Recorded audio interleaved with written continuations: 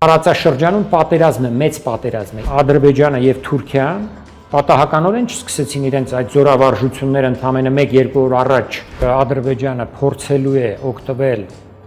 Իսրայելի եւ Միացյալ Նահանգների հնարավոր հարվածից։ Հիմա եթե Իրանը պատասխանի, անմիջապես Միացյալ Նահանգները մտնելու է այդ պատերազմի մեջ, այսինքն հարված կարող է լինել Հայաստանի սահմանին շատ մոտ, կարող են հրթիռներ այս կողմ գալ։ Կարելի է փաստել, որ մեծ պատերազմը սկսվել, ոչ թե սկսվում։ Այո։ Այս պայմաններում պետք է ամբողջ երկիրը, բանակը ամբողջությամբ բերվի լիակատար պատրաստության։ Հայաստանը պետք է դառնա ազգ բանակ մոդելով կառուցված պետություն, պատերազմը միշտ անկանխատեսելի է։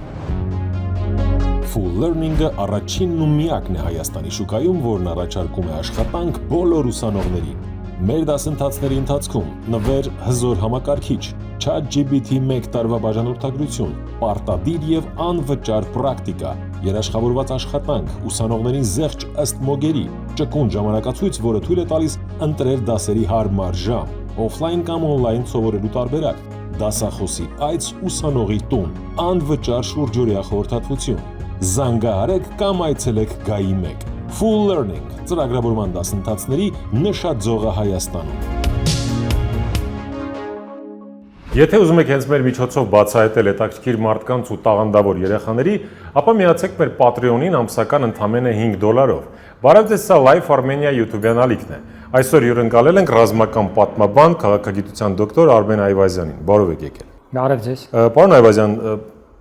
ձեզ հետևողները տեղյակ են, բայց շատերի համար նշենք, որ բառացի 2 օր առաջ նշել եք հետևյալը. տարածաշրջանում իրավիճակը կրկին կտրուկ սրվում է, առաջիկայում հնարավոր է Իրանի դեմ Իսրայելի եւ Ամերիկայի համատեղ հարձակում, որը գրեթե անխուսափելիորեն ուղեկցվելու է Ադրբեջանի խոշոր ներխուժումով Հայաստանի տարածք եւ Սյունիքի բռնազավթման փորձով։ Սյունիք ու Ադրբեջանի ներխուժում առայժմ գոնե չունենք, բայց այդ խոշոր լայնածավալ հարձակումը կա։ Դե այդ մասին ես շատ եմ խոսել, որ Ադրբեջանը փորձելու է օգտվել Իսրայելի եւ Միացյալ Նահանգների հնարավոր հարվածից, որը արդեն տեղի ունեցավ, եւ այդ ժամանակ, երբ համոզվի, որ Իրանը թուլացել է եւ չի մեծ հակազդեցություն գործի Հայաստան ներխուժմանը, անպայման այդ փորձը անելու է, որովհետեւ այսօր Հայաստանի հարավային սահմանների երաշխավորը, Սյունիքի անվտանգության երաշխավորը վերջին տարիներին 20 թվականից հետո եղել է առաջին հերթին հենց Իրանը։ Այն, որ դեռևս չի տեղի ունեցել, դեռ ոչինչ չի նշանակում, որովհետև այս հարձակումները Իրանի դեմ շարունակվելու են առաջիկա օրերին, գուցե առաջիկա շաբաթներին, եւ այն լայնամասշտաբ պատերազմը, որը Իսրայելը սկսել է, դեռ հայտնի չէ, թե ինչ հետևանքների կբերի, որովհետև պատերազմը միշտ անկանխատեսելի է հենց սկսողի համար եւ այն, որ Իսրայելը ունեցել է բավականին զգալի շոշափելի հաջողություններ առաջին իսկ օրը, դեռևս դարձյալ պետք է կրկնենք, ոչինչ չի նշանակում։ Նապոլեոնը եւս ներխուժեց Ռուսաստան, Հիտլերը եւս ներխուժեց Ռուսաստան, եւ ունեցան սկզբից մեծ հաջողություններ, Նապոլեոնը գրավեց Մոսկվան, Հիտլերը գնաց հասավ մինչև Մոսկվա, պաշարեց Լենինգրադը, գրավեց Կիևը, Մինսկը եւ այլն, Ղրիմը ընդհուպ, բայց վերջում պատերազմը ավարտվեց Բերլինում։ Այնպես որ պետք չէ շատ այսպես վերջնական եզրակացությունների փորձել հանգել, որովհետեւ Իրանը մեծ պետություն է եւ թեև այսօր ցավալի հարվածներ է ստացել, ոչնչացվել է նրա գլխավոր հրամանատարությունը, պետք է բարձ ասել, այսինքն գլխավոր շտաբի պետը, Պահապանների կորպուսի գլխավոր հրամանատարը, Պահապանների կորպուսի օդային ուժերի հրամանատարը, ՀՕՊ-ի հրամանատարը, ոչնչացվել են ֆիզիկոսներ, միջուկային գծով մասնագետներ, մոտ 6 հոգի, Նաթանզում կարծես թե արդեն ոչնչացվել է միջուկային օբյեկտը, բայց կրկնում եմ, սա պատերազմի սկիզբն է, թե ինչպիսին կլինի պատերազմի ընթացքը եւ պատերազմի ավարտը, դժվար է ասել։ Պարոն Այվազյան, տեսեք, Ադրբեջանի հնարավոր ներխուժման սյունի կամ այլ գուցե ուղղություններին դեռ կանդրադառնանք։ Ուշագրավ է Թրամփի հայտարարությունը 2 ամիս առաջ Իրանին 60 օրյա վերջնագիր տվեցի գործարք կնքելու համար։ Այսօր 61-րդ օրն է։ Հիմա նրանք երկրորդ հնարավորությունն ունեն։ Դոնալդ Թրամփ, Ամերիկայի գործող նախագահ։ Սա ինչի մասին է վկայում։ Ինչի մասին է խոսում Միսիո Թրամփը։ Միացյալ Նահանգների հետ Իրանի բանակցությունները իրականում ընդհանրապես շղարշ էին նախապատրաստելու համար, ահա այս հարձակումը, որտեղ այստեղ երբ խոսվում է Իսրայելի հարձակման մասին, այդպես չէ կամ այնքան էլ այդպես չէ, որովհետև այդ հարձակումը, հատկապես նրա հետախուզական այդ ամբողջ ապահովումը, որովհետև այսօր Պարզային մարդկային կոնկրետ ներսից են Իրանի գործել, տեխնոլոգիաներ են օգտագործել, կապի միջոցներն են աշխատել, արբանյակային հետախուզությունն է աշխատել, այդ ամեն ինչը Իսրայելը միայնակ չէր կարող իրականացնել, այնպես որ սա համատեղ ռազմագործողություն պետք է արդեն համարել Միացյալ Նահանգների, նրա դաշնակիցների եւ Իսրայելի կողմից, որտեղ իհարկե հանդես է գալիս միայն Իսրայելը իբր առաջին փուլում։ Հիմա եթե Իրանը պատասխանի, անմիջապես Միացյալ Նահանգները մտնելու է այդ պատերազմի մեջ, արդեն իսկ հայտարարել են, որ Իրանի պատասխանի դեպքում Միացյալ Նահանգները իր ամբողջ ուժով սատարելու է Իսրայելին։ Մենք այս պատմության մեջ պետք է ուշադրություն դարձնենք նրա վրա, որ վերջին հաշվով Իրանը շատ մոտ է Հայաստանին։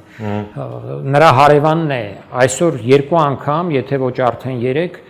Թավրիզն է ռմբակոծվել, իսկ Թավրիզը գտնվում է Մեղրիից ընդամենը 200 կիլոմետրի վրա հեռավորության վրա։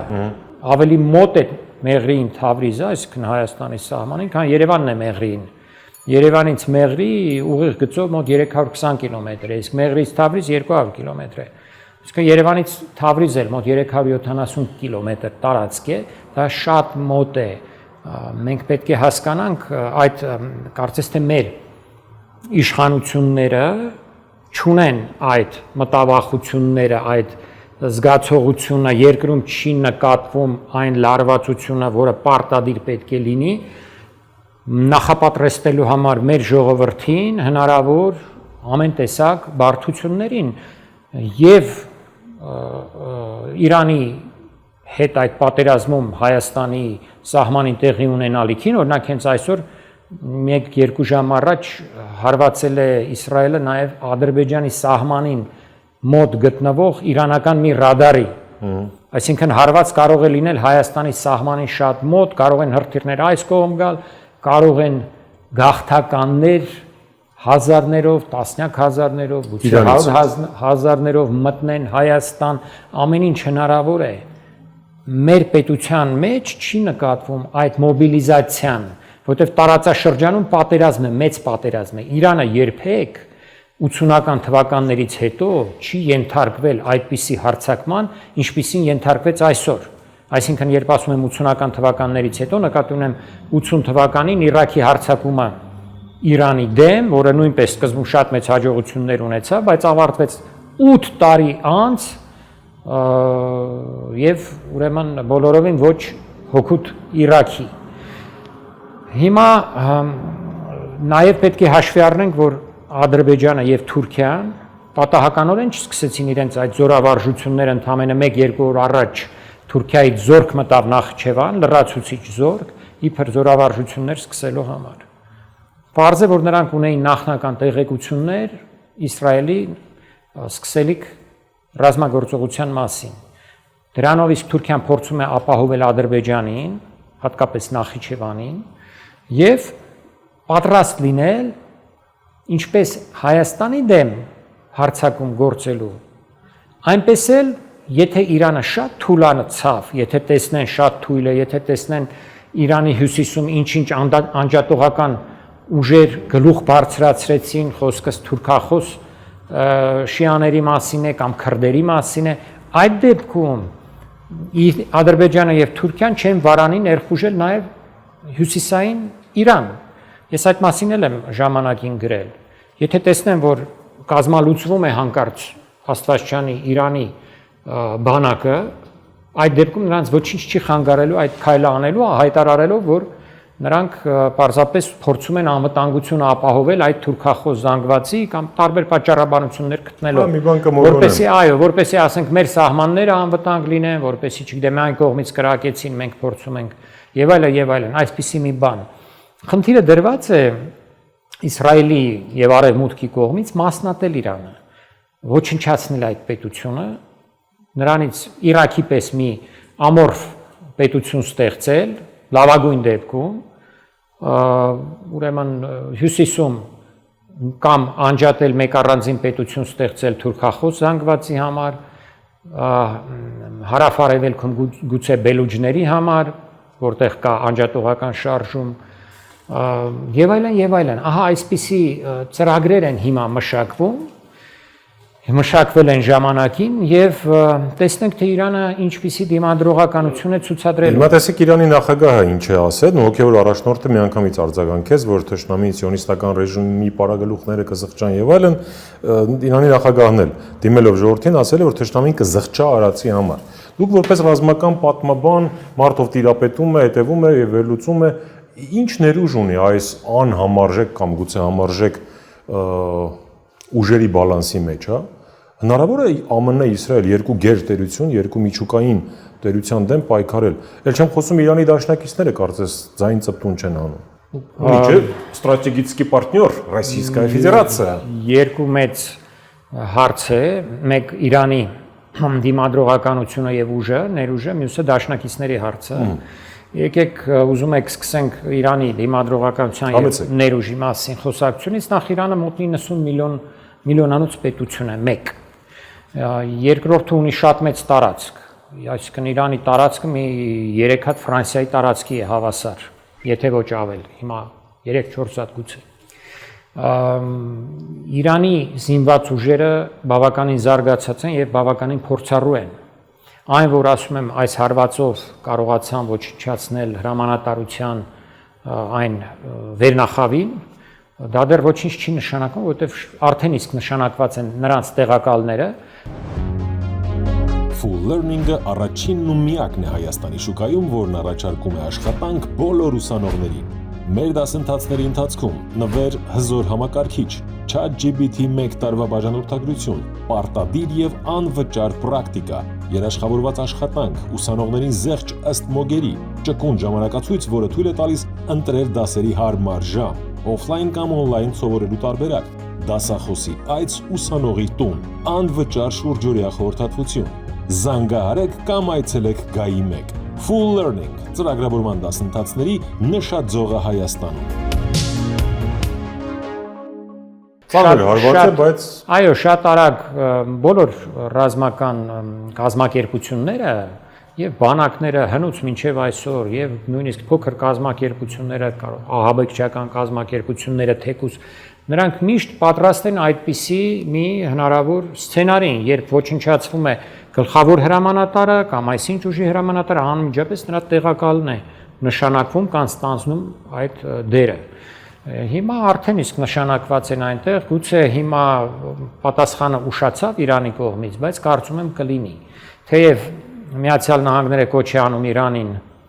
հանձնվել, փաստորեն, հանձնվել եւ չպատասխանել, բայց դա կարծում եմ Իրանը կուլ չի տա այդ խայծը, որովհետեւ այն կուլ տալու դեպքում հայտնվելու է Իրաքի Սադամ Հուսեյնի կամ Լիբիայի Մուամմար Քադաֆի ճակատագրին է արժանանալու, որովհետեւ կանք չեն առնելու մինչև իսպար չոչնչացնեն այսօրվա իշխանությունը Իրանի, եթե այն չկարողացավ ատամներ ցույց տալ, չկարողացավ դիմադրել։ Ինչ ներուժ ունի։ Եթե Իրանը կարողացավ ակտիվացնել իր հրթիռային ուժերը, որոնք բաղկացած են տասնյակ հազարավոր հրթիռներից եւ ԱԹՍ-ներից, ռազմական ԱԹՍ-ներից, ապա նրա հարվածի տակ կարող են ընկնել ոչ միայն Իսրայելը, այլև իր շատ մոտ իրենից հեռավորության վրա գտնվող Միացյալ Նահանգների ռազմաբազաները։ Իրաքում Եվ Իրաքում, եւ Բահրեյնում, եւ Քաթարում, եւ Օմանում, եւ նույնիսկ Թուրքիայում եւ այլուր։ Իրանը հայտարարել էր մինչ այդ, որ նա կհարվածի ամերիկյան ռազմաբազաներին ամենուր, թե որին կհարվածի, որին չի հարվածի կամ այս փուլում կարող է դեռ չհարվածել, քանի դեռ Միացյալ Նահանգներից ուղղակի հարված չի ստացել, չգիտենք, բայց այդ հնարավորությունը, այդ կարողությունը Իրանը ունի։ Իհարկե հիմա արագ փորձելու են ոչնչացնել նրա նաև այդ բալիստիկ հրթիռների եւ ԱԹՍ-ների բազաները, բայց դա չեմ կարծում հաջողի, որտեղ Իրանը մեծ պետություն է, դրանց մեծ մասը տարբեր տեղերում են ամբողջ Իրանի եւ նաեւ գետնի տակ են։ Ուրեմն գետնի տակ գտնելու, ոչնչացնելու համար այդքան հեշտ չի։ Միտեղ կարող է կպնեն, 10 տեղ չեն կպնելու։ Խնդիրը Իրանում պետք է լինի հրամանատարության, ուրեմն վերականգնումը, այդ կապի վերահաստատումը բոլոր օղակների միջև եւ այդ պատասխանը կհետևի։ Թե դրանից հետո ինչ կլինի, արդյոք Միացյալ Նահանգները կամ Իսրայելը կդիմեն միջուկային, թեկուզ մարտավարական զենքի կիրառմանը, թե ոչ, դա էլ իր հետևանքներն է բերելու ոչ միայն Իրանի վրա համար, այլև իրենց համար, այնքան էլ հեշտ չէ միջուկային զենք կիրառես, դա միջազգային այսօրվա համակարգում ունենալու է ծանր հետևանքներ հենց կիրառողի համար։ Ինչու՞, երկուսը միջուկային ունեն, Իրանը չունի, կխփեն։ Ուրեմն այստեղ էլ նախ ամբողջ աշխարհը արդեն իսկ շատ խիստ տրամադրված է ժողովուրդները գոնե տրամադրված են Իսրայելի դեմ Գազայում իրականացվող ցեղասպանության համար։ Կատունի մարդը շարունակում է։ Բայց այդ ամեն ինչը ունենում է իր հետևանքները։ Երկրորդը այսօր այս հարվածն արդեն իսկ համոզելու է Իրանի ղեկավարությանը, որ զսպող ուժը ոչ թե բանակցություններն էին, որ ինքը վարում էր Միացյալ Նահանգների հետ, այլ միջուկային զենքը պետք է լիներ, այնպես ինչպես վարվեց Հյուսեյն Կորեայի ղեկավարը Քիմ Իր Չենը, ոչնչին չնայելով ստեղծեց միջուկային զենք, ատոմային հռումբ, ստեղծեց նրանց կրող հրթիռները, դրանից հետո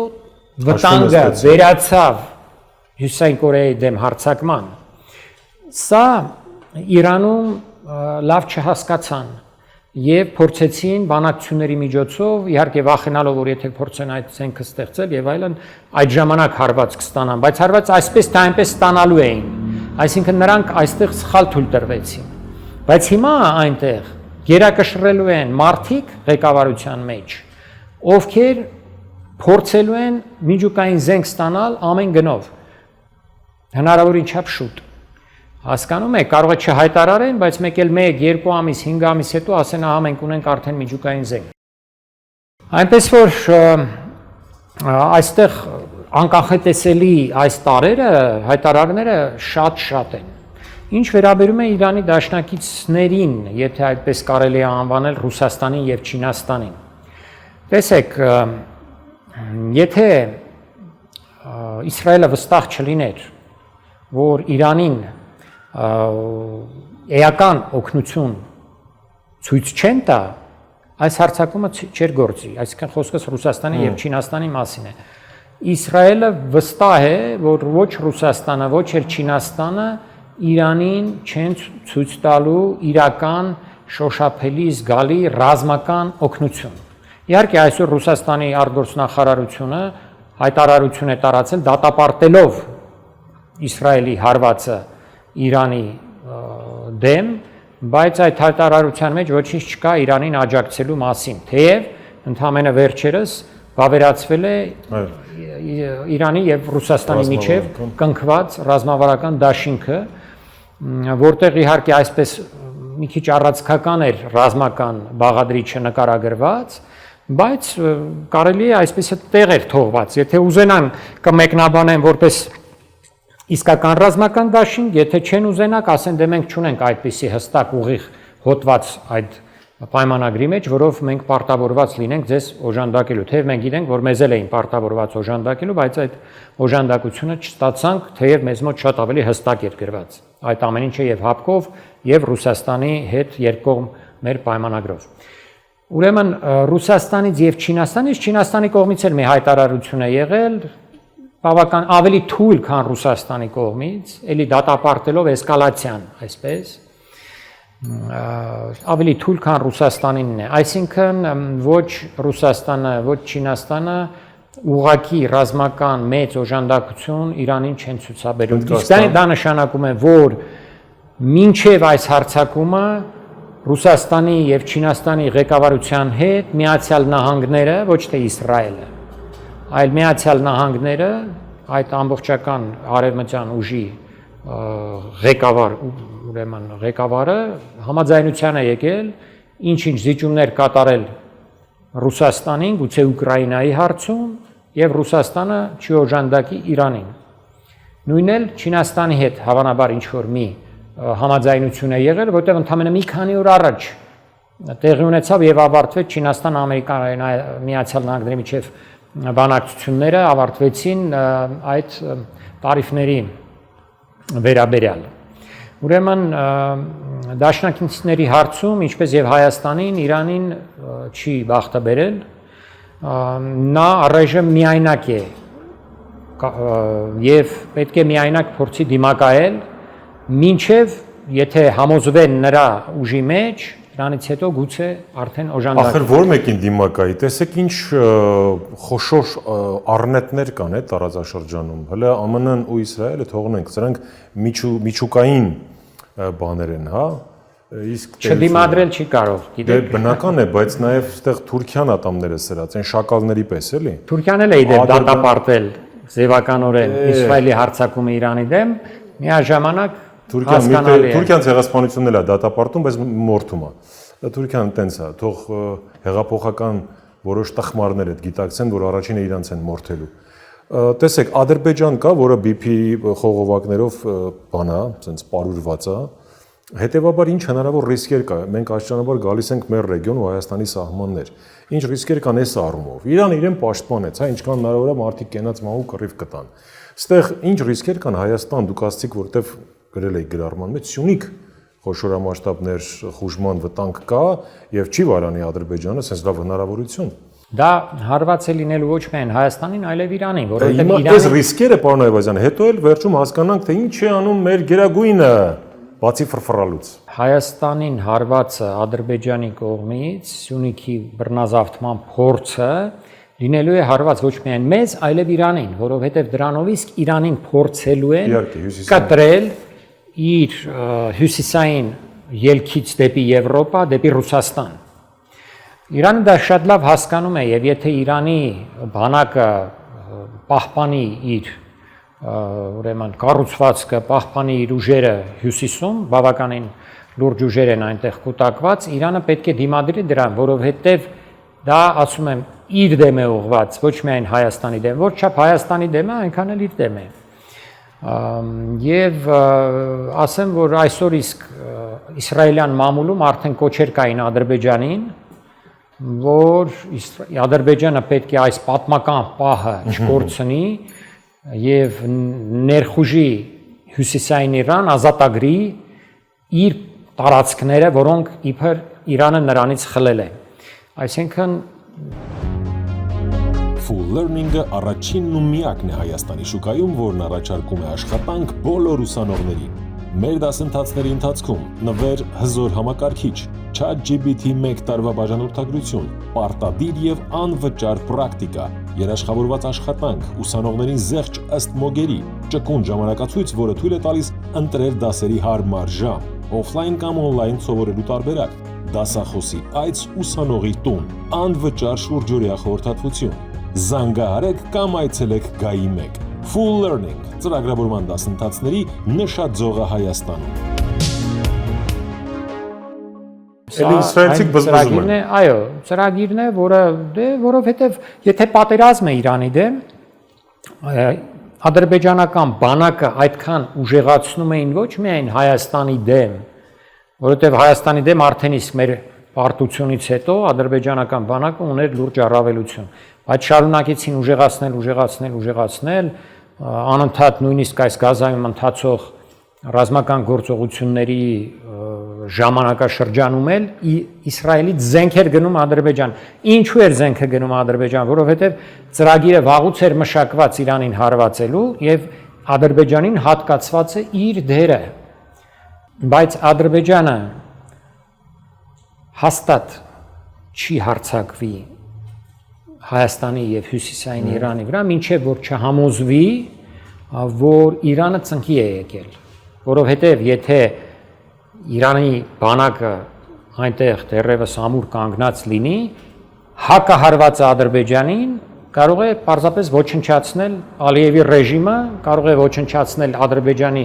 ամբողջ տնտեսությունը, որը 90%-ով բաղկացած է այդ նավթ արդյունաբերական համալիրից։ Բայց որ մեկին պատասխանի, պարոն Այվազյան։ Դա մեծ,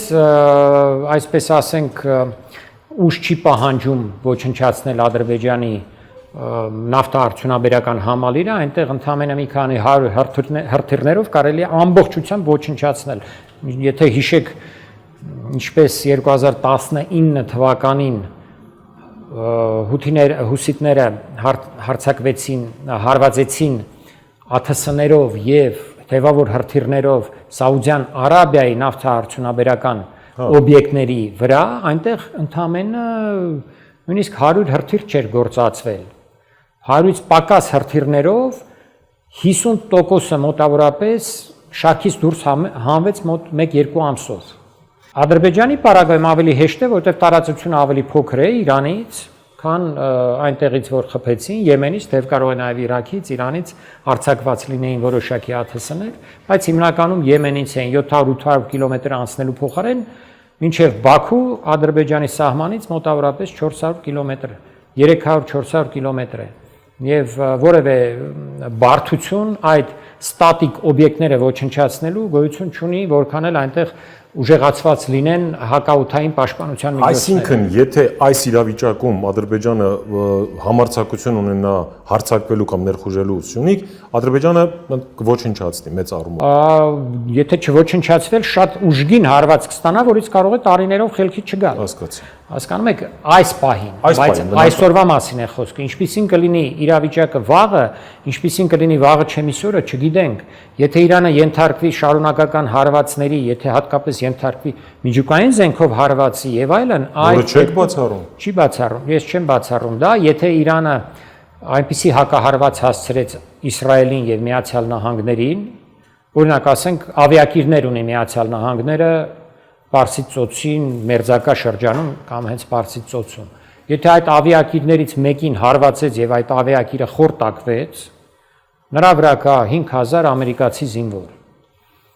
Եվ այդ ամբողջ ավիակիրը այդ զինվորներով, մոտ մի քանի տասնյակ ինքնաթիռներով եթե խորտակվեց, գուցե այլևս այդ գայթակղությունը ունենա, ստիպված լինի Միացյալ Նահանգները մարտավարական, չեմ ասում մեծ միջուկային հրթիռներով, բայց այդ մարտավարական հրթիռներով հարվածել որոշակի կենտրոնների։ Իրանը իհարկե ունի ինքն էլ թույլ կետեր, պետք է ասել նախ Իսրայելը, որ շատ թույլ է այդ առումով, եթե կարողացավ Իրանը մի քանի 1000 հրթիռ բաց թողել Իսրայելի դեմ, Իսրայելի տարածքը շատ փոքր է։ Նրա ռազմավարական օբյեկտները դարձյալ ստատիկ են եւ դրանք կարող են այնպիսի հարվածների եւ ենթակառուցվածքները այնպիսի հզոր հարվածների ենթարկվել, որ դարձյալ Իսրայելը ստիպված լինի դարձյալ պատասխանել միջուկային զենքով։ Անօթաչուները տեղ չեն հասնում, է։ Անօթաչուները դա չի վտանգավորը։ Բալիստիկ հրթիռներն են, որ հատկապես նորագույն բալիստիկ հրթիռները գերձայնային արագություն ունեցող հրթիռներն են, որոնք վտանգ են ներկայացնում եւ որոնք այդ չեն կարողանում խոցել հակաօդային Պարոն Այվազյան, այսինքն ըստ Իրանից բալիստիկ հրթիռներ, ընդեղից միջուկային զենք Իրանի մեր սահմանին։ Այո։ Այս ամեն ինչը իրատեսական է, հնարավոր է, սկիզբը արդեն դրված է։ Կարելի է փաստել, որ մեծ պատերազմը սկսվել, ոչ թե սկսվում։ Այո։ Ու եթե չեն գնում, իսկ Իրանը կարծես չի գնում բանի, սենց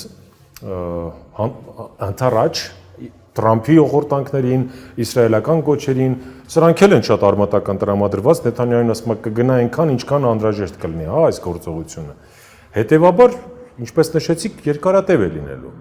А теперь внимание вопрос. Ինչի անում այս իրավիճակում ՀՀ գերագույնը։ Դուք չեք պատկերացնի, բայց մենք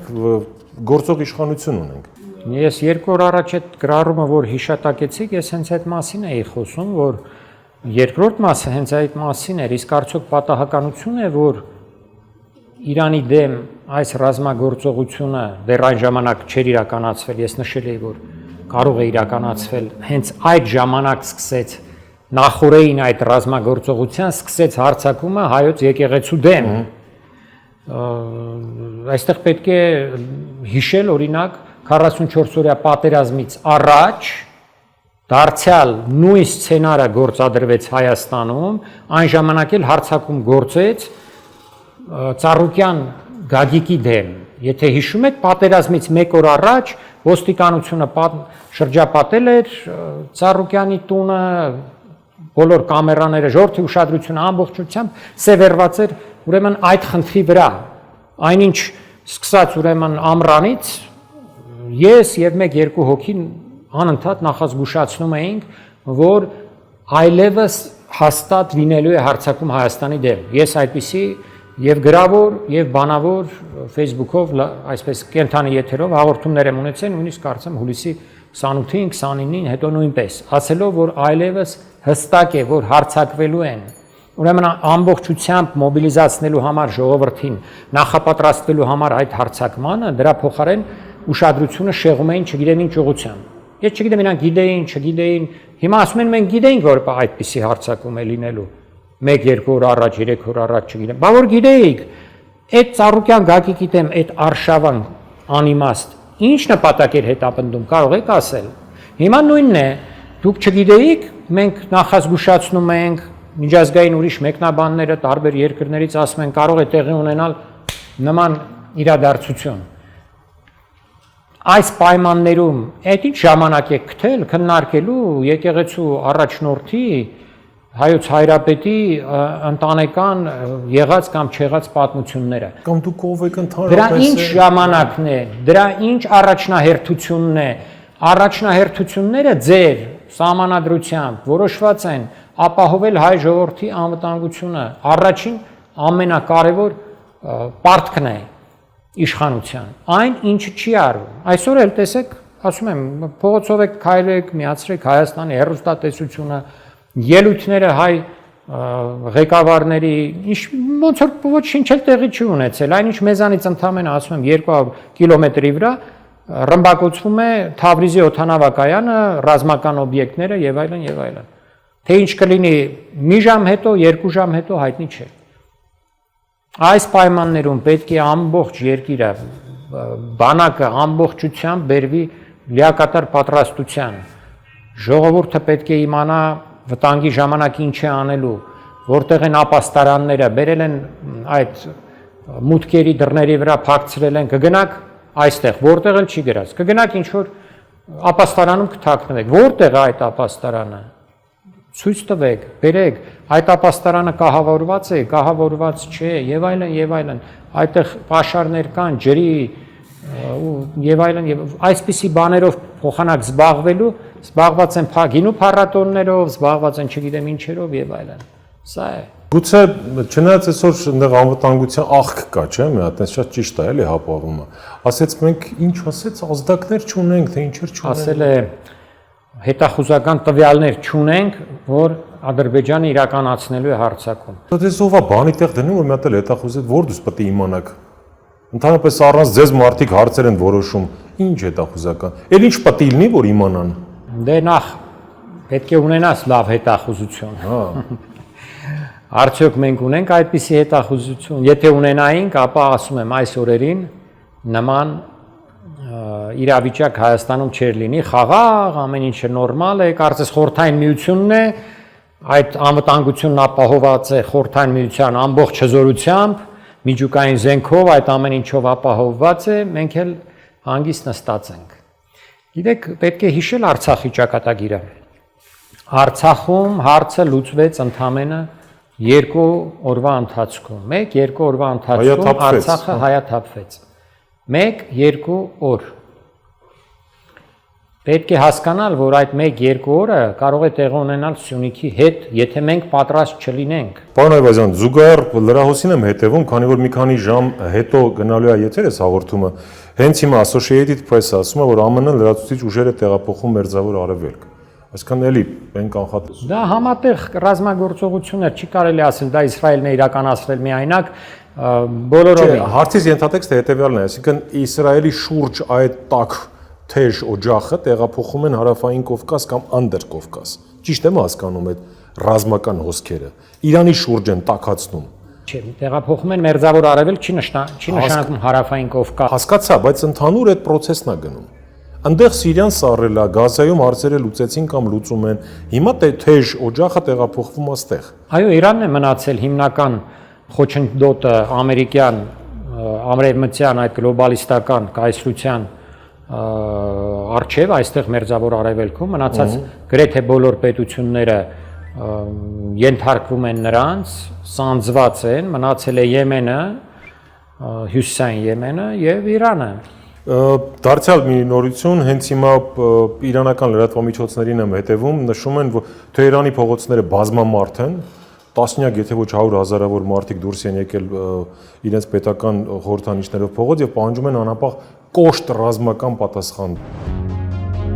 Full Learning-ը առաջինն ու միակն է Հայաստանի շուկայում, որն առաջարկում է աշխատանք բոլոր ուսանողներին։ Մեր դասընթացների ընթացքում նվեր հզոր համակարգիչ, ChatGPT 1 տարվա բաժանորդագրություն, պարտադիր եւ անվճար պրակտիկա, երաշխավորված աշխատանք, ուսանողներին զեղչ ըստ մոգերի, ճկուն ժամանակացույց, որը թույլ է տալիս ընտրել դասերի հարմար ժամ, օֆլայն կամ օնլայն սովորելու տարբերակ, դասախոսի այց ուսանողի տուն, անվճար շուրջօրյա խորհրդատվություն։ Զանգահարեք կամ այցելեք Գայի 1։ Full Learning ծրագրավորման դասընթացների նշաձողը Հայաստանում։ Այո, եւ երբ ասում եք պատասխանը Իրանը թե չէ, այստեղ Իրանի ղեկավարությունը, եթե նույնիսկ մտածեր դիվանագիտական ճանապարհով հարթելու այս թնջուկը, հանկարծ այդպիսի մտքի գար, ժողովրդի կողմից կամ գոնե ժողովրդի մի մեծ հատվածի կողմից այդպիսի որոշումը չէր ընդունվի։ Իրանցիները բավականին հպարտ ժողովուրդ են, սովոր են պատերազմին, սովոր են հաղթանակին, Իրան-Իրաքի պատերազմում նրանք ցույց տվեցին իսկապես հերոսական էջեր, գրանցվեցին եւ մեծ զոհերի գնով կարողացան հետ գրավել այն տարածքները, որոնք իրաքյան զորքերն էին գրավել եւ մեծ ստիպել փաստորեն Իրաքին, որի թիկունքին դարձյալ կանգնած էին նույն միջազգային ուժերը, որոնք աջակցում էին Իրաքին, դադարեցնել պատերազմը։ Այնպես որ այս պատերազմը իսկապես սկսել է Իսրայելը եւ նրա թիկունքում կանգնած արևմուտքը, բայց թե ինչպես այն կավարտվի, դժվար է ասել։ Դա կարող է դադարել ինչ որ պահ, ապա նորից վերը սկսվել եւ դա տևելու է երկար։ Գուցե ամիսներ, գուցե տարիներ։ Եվ մենք հայտնվել ենք այսօրվանից բոլորովին նոր իրավիճակում, հենց Հայաստանը նույնպես։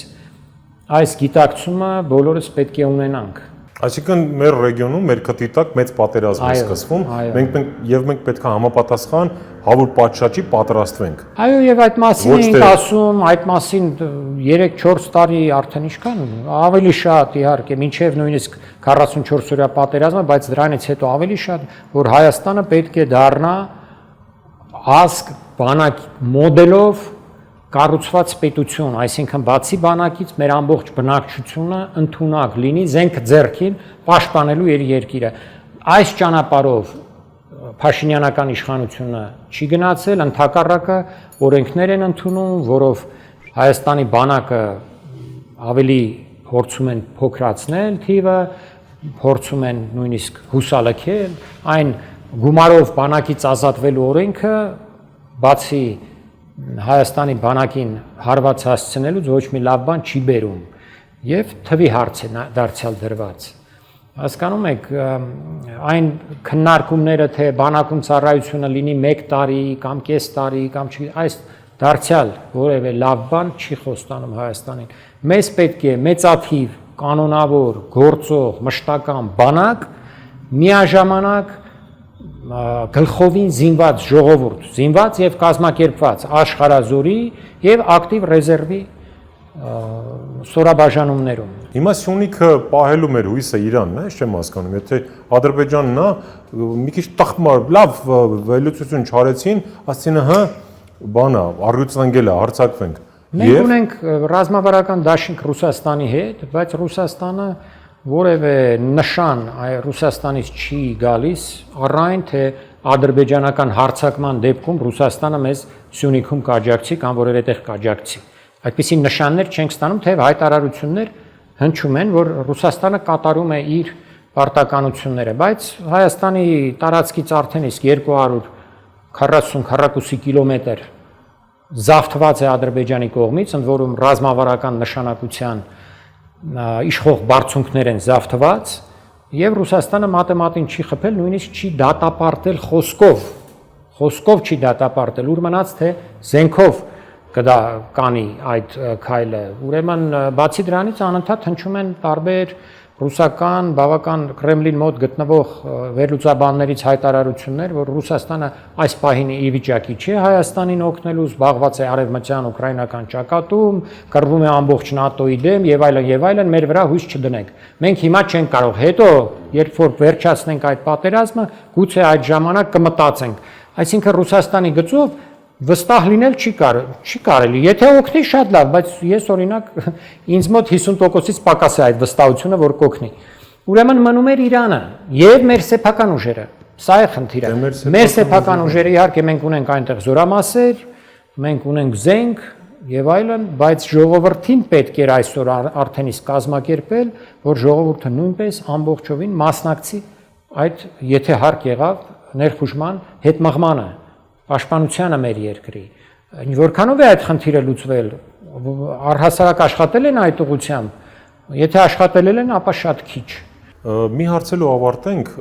միջուկային ամեն դեպքում հարված կարծում եք, Ամերիկան մի անգամ ապացուցել է, որ ի վիճակի է անելու։ Հիմա կգնա էլի նման քայլի, մարդկության դեմ 21-րդ։ Ինչու ոչ, խոսքը ասում եմ, կան արդեն մարտավարական։ Դրա հետևանքները, լավ։ Հետևանքները տասնյակ հազարավոր մարդկանց ոչնչացում կարող է լինել։ Օրինակ կարող են հարվածել Իրանի ամենախոշոր նավահանգստին, Բենդերաբարի Աբասի մոտակայքում գտնվող, որով անցնում է Իրանի առևտրի, նավթի, գազի, ուրեմն արտահանման 50%-ից ավելին, 52-53%-ն է, ինչ է։ Կարող են այդտեղ հարվածել եւ դրանով իսկ եւ Իրանի տնտեսությունը կվնասվի մեծապես եւ հասկանալի է թե ինչպիսի հարված կհասցվի Իրանին, բայց ասում եմ, չկա հարված առանց հակահարվածի, այնպես որ դեռ երկար պետք է մտածեն, հետագայում տեսնեն սա արևմուտքին, Իսրայելին օգուտ եղավ վերջը, թե վնաս եղավ։ Եվ քանի որ Իսրայելը շատ խոցելի է իր տարածքի պատճառով, նաև ասում եմ իր ներքին խնդիրների պատճառով, Պաղեստինյան խնդիրն է, նաև ներքին քաղաքական լուրջ խնդիրներ կան, Նեթանյահուին մոտավորապես բնակչության կեսը չի ընդունում, շատ լարված իրավիճակ է, եւ առաջին իսկ խոշոր ռազմական անհաջողություններից հետո Իսրայելում կարող են լինել լուրջ քաղաքական զարգացումներ, Նեթանյահուն նույնիսկ կարող է հեռացվել իշխանությունից, բայց այդ ընթացքում Նեթանյահուն կարող է դիմել նաև միջուկային հարվածի։ Հայտարարելով, որ մենք արդեն Իսրայելը ենթարկվել է այնպիսի հարձակման, որ դրված է նրա գոյության հարցը եւ մենք ստիպված ենք ահա այսպիսի միջուկային զենքով պաշտպանվել, զբաղվել ինքնապաշտպանությամբ։ Հասկանում եք, սա է, ամեն ինչ հնարավոր է, այո, ամեն ինչ հնարավոր է, բայց այդ ընթացքում չի բացառվում, որ Իրանն էլ հասցնի միջուկային զենք ձեռք բերել, որովհետև Իրանը փաստորեն մի քանի շաբաթում կարող է այդ զենքը ստանալ, ունի արդեն այն տեխնոլոգիաները, ունի ուրանը, հարստացված ուրանի այն չափաբաժինը, որով կարող է մի քանի ատոմային ռումբ ստեղծել։ Իսկ տեղ հասցնելու միջոցներ նույնպես ունի, իր տարբեր այդ հրթիռները, որոնք կան, բավականին մեծ մարտահրթիռ ունեն։ Տալիս, որ այնտեղ ընդհատակյա, չէ, արտադրամասերի գործարաններ։ Այո, բավական խորը հանակ մասխարություն չէ, տասնյակ եւ հարյուրավոր մետրերի վրա գտնվող ուրեմն այնտեղ վնասել գրեթե անհնար է։ Բազաներ գոյություն ունեն, այո։ Այնպես որ պատերազմը միշտ անկանխատեսելի է։ Եվ ասում եմ, այն կողմը, որը սկսում է պատերազմը վստահ լինելով կամ իր հաշվարկները անելով, որ եթե հիմա չխփեմ, հետո ավելի ուշ կլինի, հիմա ավելի լավ է խփեմ, այդ կողմը խփելուց հետո կարող է ինքը շատ զղջա, որ այդպիսի քայլի է դիմել։ Կարող է հիմա չզղջե, մի քիչ ուշ զղջա, բայց շատ հնարավոր է եւ շատ հավանական։ Զգոն լինենք եւ հետևենք իրադարձությունների զարգացմանը։ Շնորհակալություն, պարոն Այվազյան։ Խնդրեմ։ Ռազմական պատմական քաղաքագիտության դոկտոր Արմեն Այվազյանն էր այսօր Life Armenia-ի հյուրը։ Շնորհակալություն ձեզ, որ հարցազրույցը դիտեցիք, բաժանորդագրվեցիք եւ սեղմեցիք այն զանգակի կոճակը, որով դուք ամենաառաջինը կստանաք տեղեկատվություն մեր նոր տեսահոլովակների եւ հարցազրույցների մասին։ Շնորհակալություն, մինչ նոր հանդիպում։